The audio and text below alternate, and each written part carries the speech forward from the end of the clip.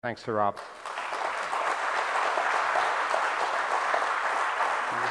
And in addition to inspiring us to start the Hope Conferences in 1994, Rob also played a key role in, well, unexpectedly in registration when we had some issues with a Mac. Yes, back then we had issues with a Mac that was supposed to take pictures of all of our attendees and make cool little badges. And, well, Rob, can you tell us what went wrong with that plan? It was funny.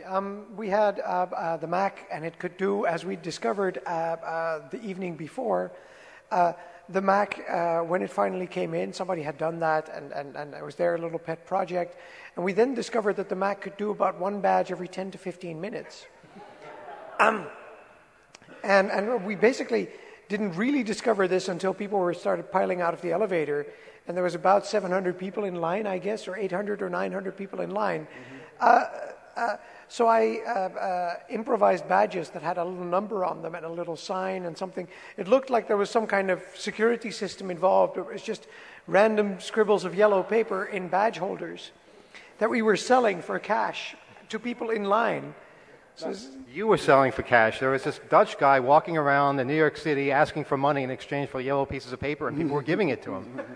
Yeah, this worked. And then I went to bed that night and discovered that I just still had the last wad of money in my pocket. It was $10,000 were in my pocket, like piled up, crumpled, and it's really.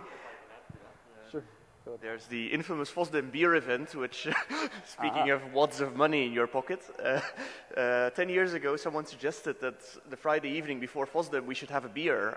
I thought that was an excellent idea, so I warned a bar in the center of Brussels that about 30 people would show up, and 130 people showed up. And it was all on the honor system, and I walked around losing my voice and collecting cash from people. And then by the end of the evening, of course, I had thousands of euros in my pocket and then occasionally settled the bill. And year after year, this event started getting more and more out of hand and more cash in my pockets. And we overflowed the bar a bit, and then now we're in a different kind of bar. And at the end of the evening, the bar tab is near 10,000 euro for just beer. Don't Google sponsor some of this? Oh, yes. This year we had Google sponsor beer. We wanted to do a free beer event. And Google had this money left over, which is amazing. We want to give you some money. Well, that's great. I love sponsors who want to give us some money. And usually a sponsor wants something like a banner or a stand or something, but we don't want to do that at Fosdem because our area, we needed to press more people into the building. So we said, why don't we print a Google logo on the back of the beer tokens for our beer algorithm version 3, I think we're at now. And they said, okay, great. So we got an undisclosed wad of money from Google with many zeros at the end, which we handed to the bar, and everyone got free beer. Distributing this free beer was another interesting experience, but it worked out in the end. So. Yeah, awesome. Stuart, do you want to add about money for Lug Radio? Well, Lug Radio Live is a bit smaller than things like Hope and Fosdem. We only have about 500 people. The thing that we've discovered is no one wants to handle money, because if you handle money, then the government get interested in you. And our policy is basically the government don't give us nothing and we don't give the government nothing. So what we tend to do is, instead of having sponsors give us money, we have sponsors deal directly with the people who we need to buy stuff from. Yeah. So we'll say the venue costs £1,000 to hire. We'll say to the venue, please send the bill directly to Google. And that way we never have any money, and it works out fine. The only time we actually handle money is for the door receipts, when people pay when they arrive on the door. But then we just take all that money out and spend it on beer on the Saturday night party at the end of the day anyway. So if you've got the sort of conference which is small enough that you don't have to think about hiring something for $10,000, how much was your audio? Did you say your audio was $10,000? That's more than every Lug Radio Live put together, the entire budget, and you spent it on like wires. Good work. But yeah, so if you're doing something semi-small, then you can get away with not having to handle too much money. Then you don't have to set up an organisation to handle it for you. But once you've once you've got an organization which is growing large enough to handle money, you still need to get creative. So if you don't want to give money to the taxman, you don't actually have to sell anything. Instead of selling things, you give things away in return for voluntary mandatory donations. And then the taxman doesn't care anymore.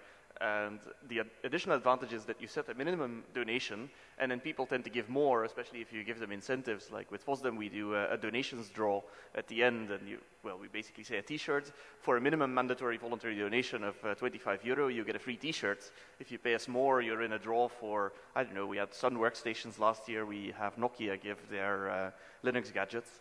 So people are more inclined to give you money if there's something, or the possibility of something in it for them. And then if you can somehow keep the taxman out of this, then that's an extra advantage for you.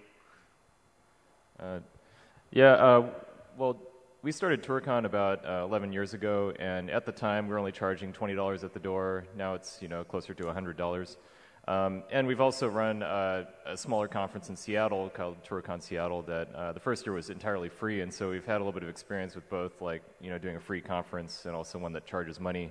And it seems like throughout the whole thing, we kind of treat it as a contest to just see how much we can cut costs and how much we can, scam the rental companies out of giving us more free stuff, things like that. And so I think as long as you treat it as kind of like you're hacking the con and trying to make something as cheap as possible and make it so people get the most for their money. Try to get companies to sponsor alcohol so people get free alcohol during the conference, free T-shirts. Just try to do as much as you can for the people coming, and I guess that's kind of our sort of way that we try to keep costs down by just trying to get the most for the amount of money that we spend. Cool. Esther? So I think I'm speaking not only just for PlumberCon, but also for NeighborCon, since Travis is not here right now. We're certainly, I guess, the smallest conferences on this panel, with a little bit under 100 attendees, or around 100. And pulling this off for the first time around, since we've seen a couple of hands up that said they would be interested in probably doing an event like this, the first time around is really hard to get sponsors. So you will have to call them again and again and again and tell them, well, we're having these speakers, but then again, your speakers are not really okay with your sponsors, that kind of stuff. So I have a role model. I had a role model in doing this conference, which is FX from Fenway Elite, a person you might be familiar with since he was giving his Cisco iOS talks all around the world. He's hosting a conference every year that's called pH Neutral. It's free. And what he basically sees it as is his very private conference. He invites speakers that he wants to hear, and he got himself a job that pays this. So basically, he sees this as his holiday thing. He spends half of his holiday money on this conference, and it's some sort of his donation to the world that not only just he sees these talks, but as many people as possible, these being around 200 people every year, invite only. So I think for the first time around that you organize a conference like that, you might not expect too much of an income, but rather try to keep your loss as small as possible. But at the same time, you're giving back the community something that you would really enjoy yourself. And it's getting better year after year, I think. Even so for NeighborCon, which is not yearly, but has been happening now 3 times. You could, for instance, do a draw-off of you having other conferences around this area. You're doing it at approximately same time, so you don't have to fly your speakers in. Flying speakers in is a very costly thing. On the other hand, you can have speakers hosted at friends' houses, probably houses that are empty at that time. You can pretty much outsource a lot of the work around the conference to other volunteers that would like to add their work to the project, if not the money, and then of course ask for donations of any kind. It's also always a good point, I think, to have a bar at your conference location, not only just for the attendees and the speakers, of course, but also because if you're doing this whole thing and it's very small at a place that has a bar, you're not paying that much for the location, because you're not only just renting this location, but the owner of the location has the impact of, well, people spending money on beer, basically.